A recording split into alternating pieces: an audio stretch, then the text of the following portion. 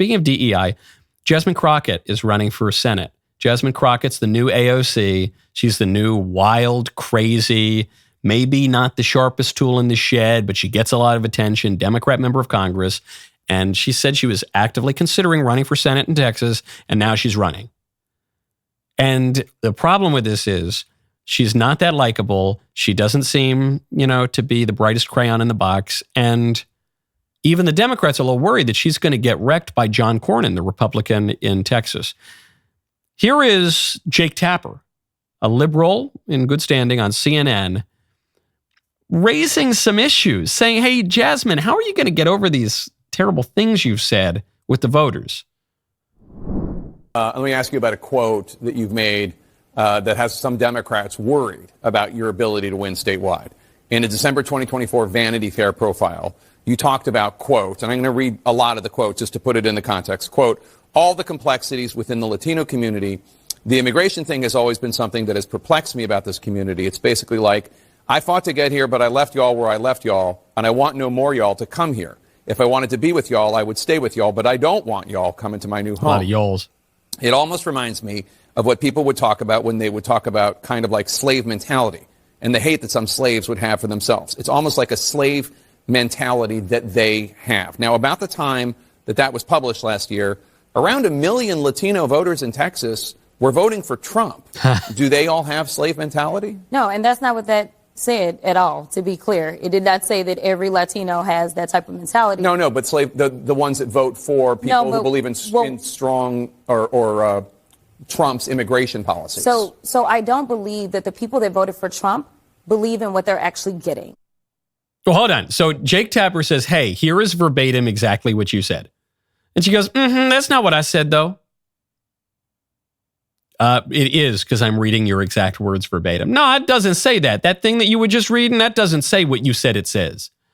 Well, no, I'm Jake Tapper, and I can read, actually. And maybe some people can't today, but I can, and that is what you said.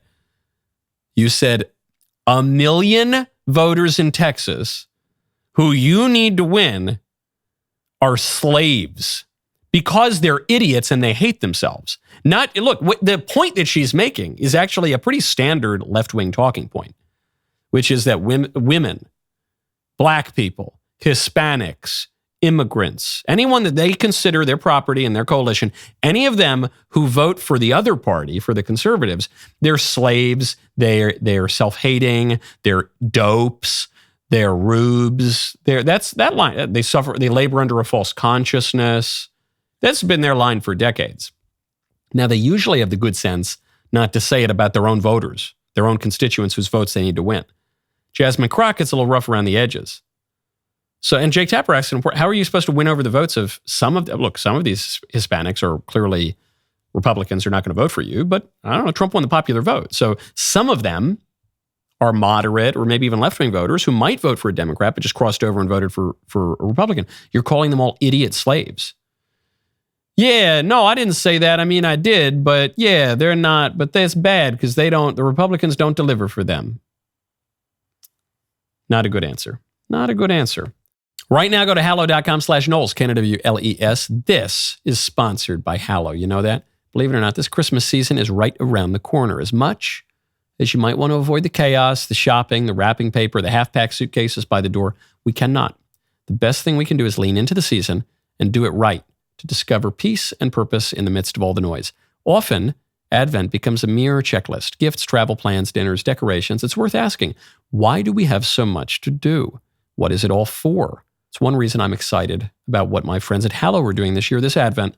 Hallow is leading a powerful challenge called Pray 25, Be Still. It's an invitation to step out of the modern frenzy and enter into the real story of Christmas, one that was anything but calm or comfortable. Think about it. A young mother whose life had just been upended, a good man mocked and misunderstood, a tyrant seeking to kill their child, and yet they found peace in the midst of it all. Throughout Hallow's Pray 25 Advent Challenge, you'll meditate on Psalm 46, Be still and know that I am God.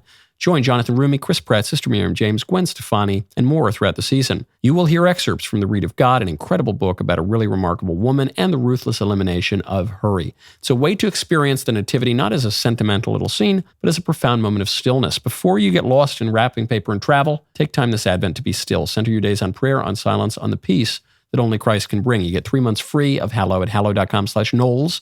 Get 3 months free of the #1 prayer app. Not a good answer. Where did her run come from? According to excellent reporting from Notus, Notus, the National Republican Senatorial Committee recruited Jasmine Crockett to run for Senate as a Democrat.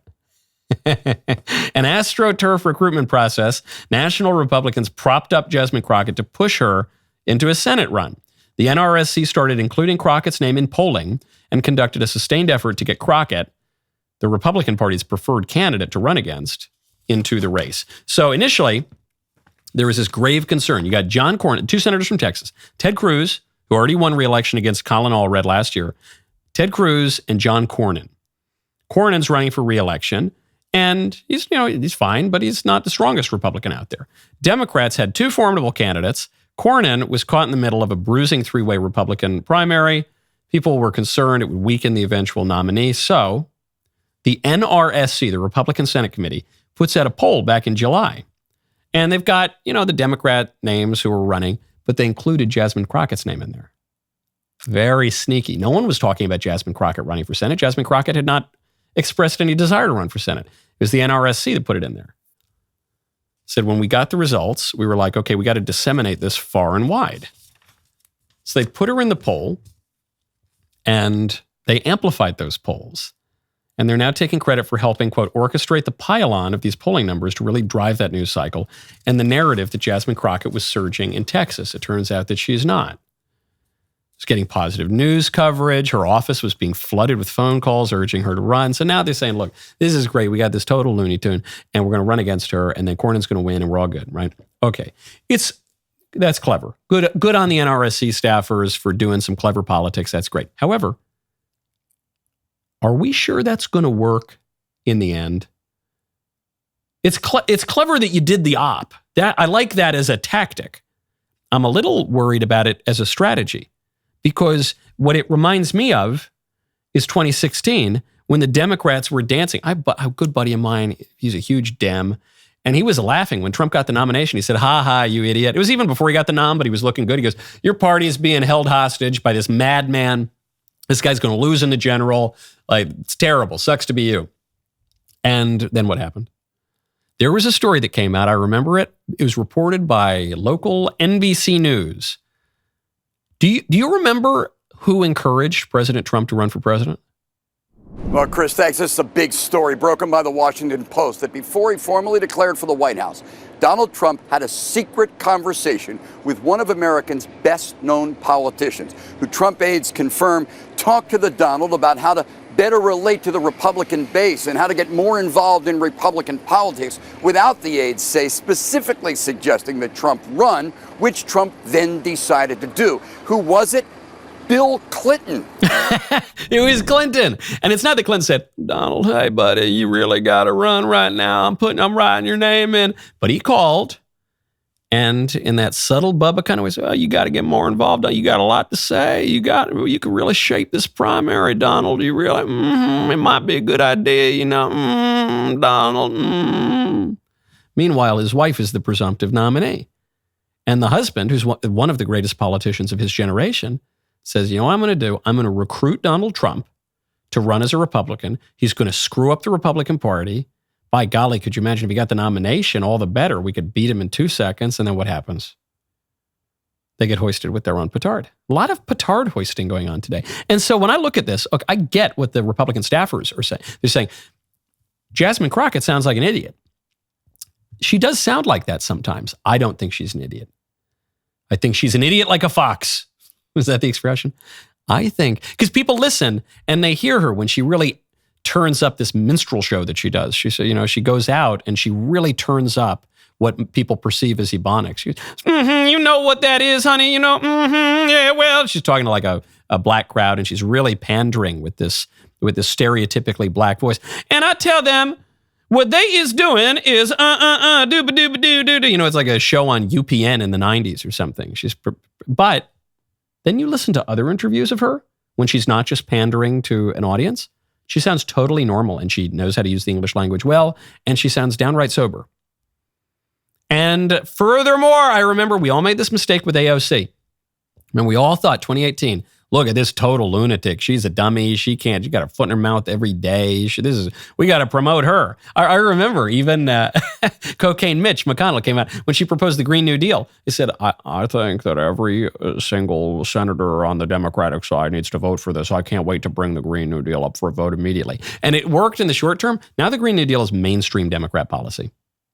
All the Dems support the Green New Deal.